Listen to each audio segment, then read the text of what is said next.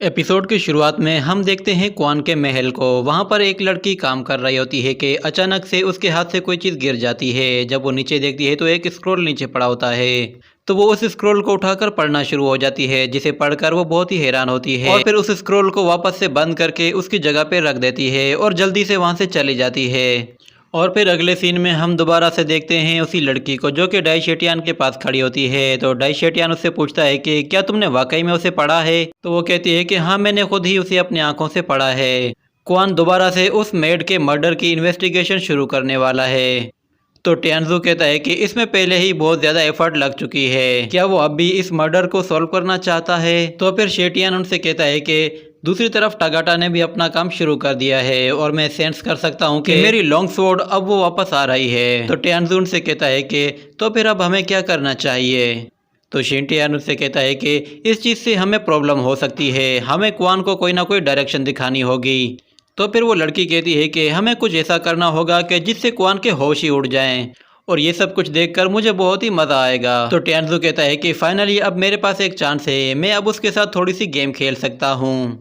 और ये कहने के बाद डाई शेटियान उस आग को बुझा देता है, जिसके बाद सब लोग वहाँ से गायब हो जाते हैं। और अगले सीन में हम दोबारा से क्वान के महल में आ जाते हैं, जहाँ पर कुछ लड़कियां काम के लिए जा रही होती हैं कि फिर अचानक से एक लड़की जो सबसे पीछे होती है उसे कोई पकड़ लेता है और उसका मुंह बंद कर देता है। जिसके बाद हम देखते हैं कि क्वान एक जगह बैठा हुआ होता है कि अचानक से उसे डार्क सोल की एनर्जी महसूस होती है। जिसके बाद वो फौरन से वहाँ से उठ के चला जाता है और अपनी महल की छत पे आके खड़ा हो जाता है और देखता है कि डार्क सोल एनर्जी उसे महसूस हो रही होती है, मगर वो उसे नजर नहीं आ रही होती। जिसके बाद वो अपने कैमोफ्लेज आइज का इस्तेमाल करता है, जिससे उसे वो शख्स भागता हुआ नजर आ जाता है। तो क्वान उसे देखकर कहता है कि आखिरकार तुम पकड़े ही गए। तो वो शख्स वहीं पे रुक जाता है और फिर क्वान की तरफ देखता है और उस लड़की को वापस जमीन में फेंक देता है। तो क्वान उससे पूछता है कि तुम्हें किसने भेजा है, मुझे अपने बारे में बताओ। तो टियानजू से कहता है कि मरने वाले को जानने की क्या ज़रूरत है। जिसके बाद वो अपने दोनों हाथों से एनर्जी ब्लेड्स क्रिएट करता है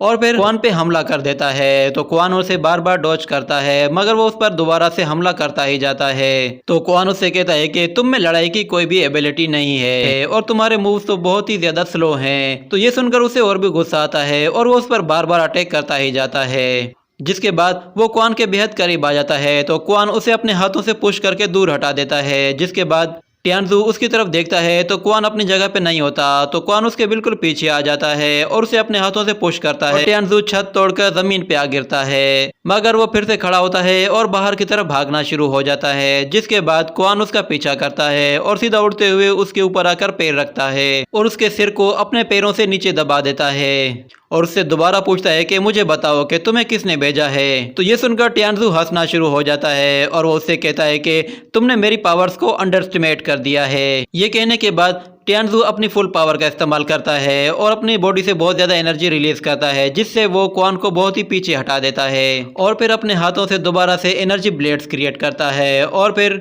अपने फाइनल मूव की तैयारी करता है। जिसके बाद हम देखते हैं कि टियानजू की बॉडी से बहुत ज़्यादा एनर्जी रिलीज होती है, जिससे टियानजू बहुत ज़्यादा एनर्जी ब्लेड्स क्रिएट करता है और उन सभी ब्लेड से क्वान पर अटैक करता है। तो वो जैसे ही ब्लेड क्वान के करीब पहुंचते हैं तो क्वान बुद्धा टेक्निक का इस्तेमाल करता है और फिर हमें दिखाया जाता है कि बहुत सारे बुद्धा हैंड्स उन एनर्जी ब्लेड से जाके टकराते हैं और उन्हें डिस्ट्रॉय कर देते हैं। ये देखकर टियानजू भी बहुत ज़्यादा हैरान हो जाता है।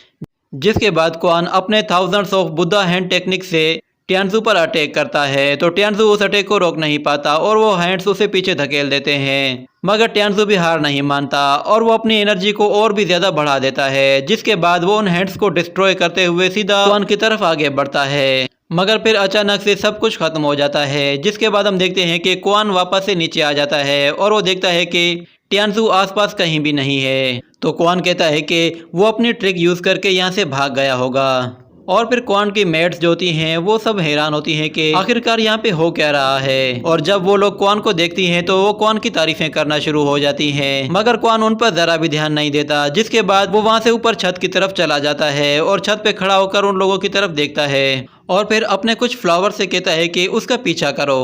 जिसके बाद ये सीन यहीं पे कट हो जाता है और अगले सीन में हम दोबारा से क्वान को देखते हैं। वो एक रूम में एक लड़की को तलाश कर रहा होता है और बार बार उसका नाम पुकार रहा होता है, मगर वो लड़की उसे कोई भी जवाब नहीं दे रही होती। तो क्वान को इस चीज से बहुत ही हैरानी होती है कि कोई भी उसे जवाब नहीं दे रहा और वो वहाँ पे कोई मौजूद भी नहीं है। जिसके बाद क्वान को एक जगह खून नजर आता है तो क्वान देखता है कि वहाँ पे एक लड़की की लाश पड़ी हुई है। ये देखते ही क्वान को फिर एक और लड़की की आवाज सुनाई देती है। वो बार बार क्वान को पुकार रही होती है और वो लड़की बाहर से भागते हुए सीधा क्वान के पास आती है और क्वान उससे पूछता है कि क्या हुआ, तुम यहाँ पे क्या कर रही हो। तो लड़की उससे कहती है कि आपको इसी वक्त डाई शेटियन ने अपने पास बुलाया है। तो ये सुनकर क्वान भी बहुत हैरान होता है और वो कहता है कि मुझे डाई शेटियन ने इस वक्त क्यों बुलाया है। जिसके बाद क्वान डाई शेटियन के पास चला जाता है और उससे पूछता है कि आपने मुझे यहाँ पर क्यों बुलाया है। तो डाई शेटियन उसे बताता है कि हेवन में कुछ डार्क सोल्स को देखा गया है। तो क्वान उससे कहता है कि मुझे इसके बारे में पता है और कुछ देर पहले ही मेरी एक डार्क सोल से लड़ाई हुई है, मगर वो डार्क सोल किसी तरह अपनी जान बचाकर वहां से भाग गई। तो डाई शेटियन उससे कहता है कि हेवन के गार्ड्स और मेड्स गायब हो रहे हैं या फिर मारे जा रहे हैं। तो डाई शेटियन कहता है कि मुझे डर है कि जो मैं सोच रहा हूँ शायद वही होने वाला है।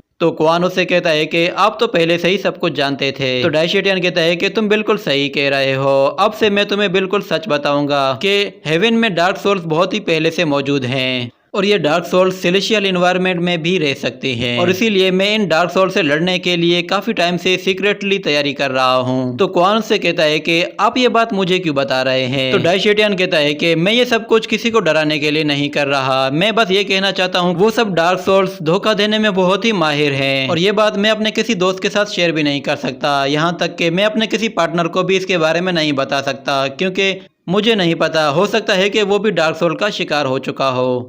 और मेरी कई सालों की इन्वेस्टिगेशन के मुताबिक हेवन के कुछ हाईएस्ट लेवल के गॉड्स भी डार्क सोल का शिकार हो चुके हैं और इसीलिए मैं अब बस तुम पे ही भरोसा कर सकता हूँ क्योंकि बाकी सभी गॉड्स ने मुझे बहुत ही ज्यादा डिसअपॉइंट किया है। यहाँ तक कि जनरल यान ने भी मुझे बहुत डिसअपॉइंट किया, वो भी इस काम में फेल हो गया। तो डाई शेटियन की इस बात से क्वान को बहुत ही हैरानी होती है और वो कहता है कि जनरल यान इसमें कैसे फेल हो सकता है। तो फिर डाई शेटियन उसे कहता है कि डार्क सोल दिन ब दिन बढ़ती ही जा रही हैं और अब हेवन के लिए हमें लड़ना ही होगा।